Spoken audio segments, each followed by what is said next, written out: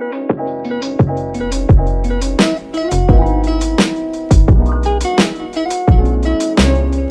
I'm Sanda, and this is my van Ruby. I just wanted to adventure more and save on rent. Living in West Seattle, paying $2,600 a month for a condo didn't really appease me, so I decided to get a van and completely cut that expense out. I found Ruby on Craigslist. So that whole process took me about, give or take, a year. Looking every day, various vans, going from sportsmobiles up to sprinter vans, non-built out, built out. I chose to buy one that was already built out because I didn't necessarily have the time to build one out and I didn't really know what I needed. I was in the boat between like getting a Unimog, just like a sportsmobile or a sprinter van. Because I knew that the van or whatever I was gonna get was gonna be my home for an extended amount of time. So I wanted one to fit my needs, and after a lot of research I found one, negotiated a great price. Probably would have come out to the same as probably building one out. If I were to do it again, I would have just bought a shell, put an air mattress in the back and slowly build it as I went along.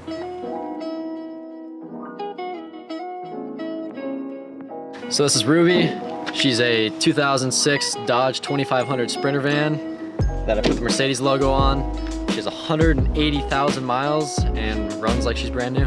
So this is my plastic dip job. I would have done it 100% differently. I did it in the sun, which you're not supposed to do. And I just did it in lines, just straight from the can.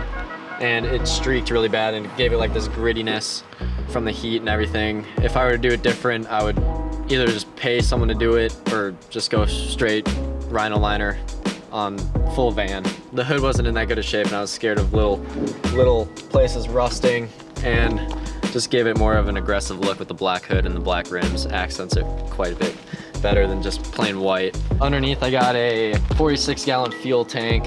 Average like 24 miles to gallon, so almost upwards of 1,000 miles on a tank. It's nice knowing that you can go that kind of distance without having to worry about running out of gas. Come around back here, this is one of the doors. We got the propane heated shower. 100% the shower is worth getting. It's amazing. It's good for cleaning off gear if it's salty or if you have muddy bikes or if you just want to take a shower. It's a little 1-pound tank if you're running. Sometimes if it's hot enough in the van, it'll heat up the water and you won't have to run the heater at all, but that will last give or take 3 months. How you set this up is you got the little quick disconnect fitting. And you come over here, slide it underneath, hook it in, turn the propane on, turn the water on, have it prime, hit the switch, and you got a shower, and you got different nozzles so you can clean off your van if you even want to. And then it's really hot right now.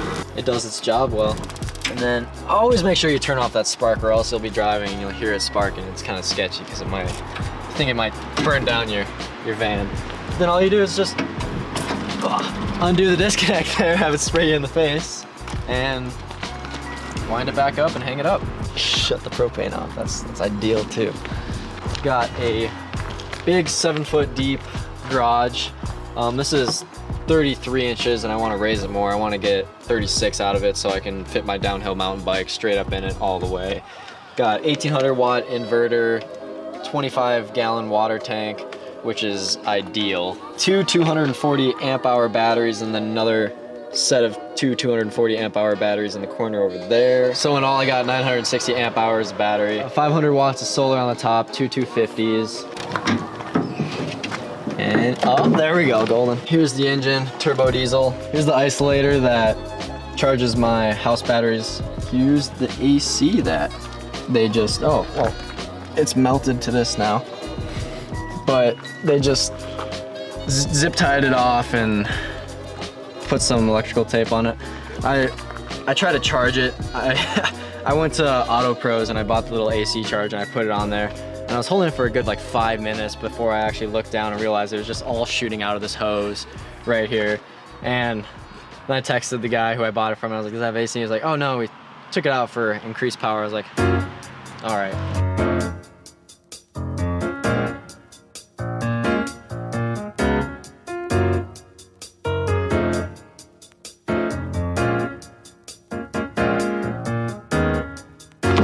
So inside, I've got my little cutting board here that pulls out, and then my double propane stove.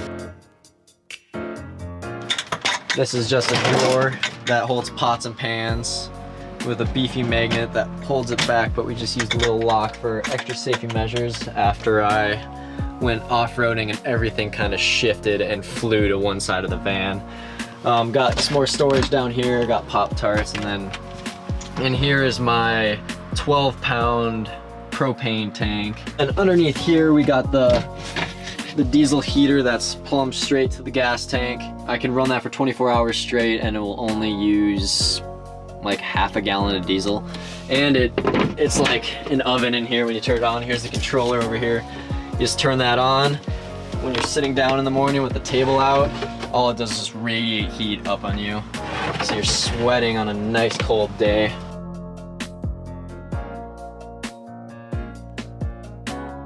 Over here you just got drawers that hold silverware all the way there, and then you got the sink and garbage underneath. And then the sink top also doubles as a cutting board, and you got the sink with a 12-volt marine grade water pump. I have to fill up water probably once every 2 weeks. Got the Dometic DC compressor fridge with an assortment of food in there. And this is my little pantry up here. Ideal piece of equipment for van life is a dust cleaner to clean off your hood or your dashboard, batteries, laptop, solar charger. Same with super glue. Favorite part of the van is my little closet that I have right here.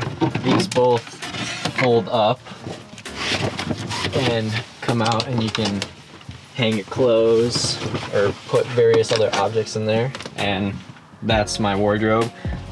And then same thing under here. This one's a little bit bigger, but that just holds sweatshirts and stuff. I decided to just keep these folded down so I wouldn't have to put them up every time I wanted to grab a sweatshirt or something.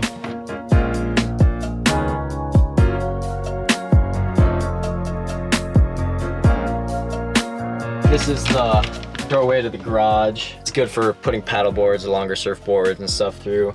Got the little cassette toilet, which I would highly recommend going away from because it is nasty dumping that thing. I'm looking at getting a composting toilet.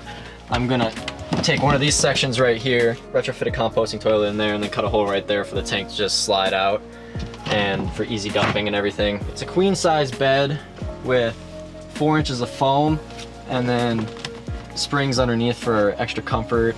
Another thing I would like to change is all the siding. There's like 1,000,005 screws in here, so I can I'm gonna put some like burnt wood up in full length pieces, or I am just gonna say I'll keep it and put some little glow paint on each one of the screws, and so when you turn the lights off, it's like the night sky, it just lights up.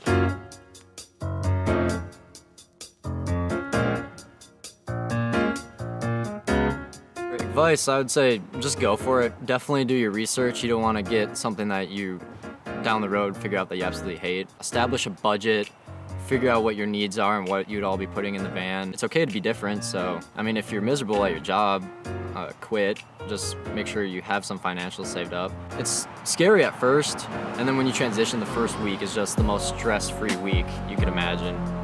My message is just do what you want. Don't be afraid to just get off the path of being normal.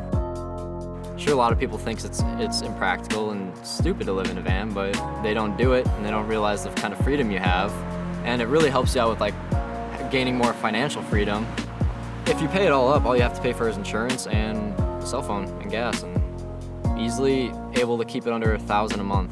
If you have a stable job that's good for putting money away and you have a lot of money for travel, and go cheap at first until you figure out what you really want, and definitely go for it. I mean, I'm 21 years old and I've never been happier than living in my van. Just having the freedom and more financial freedom and just the drive to be able to go anywhere and wake up at the beach and open the back doors and see the ocean first thing in the morning, or up in the mountains and see the snow-capped mountains. I mean, just go for it.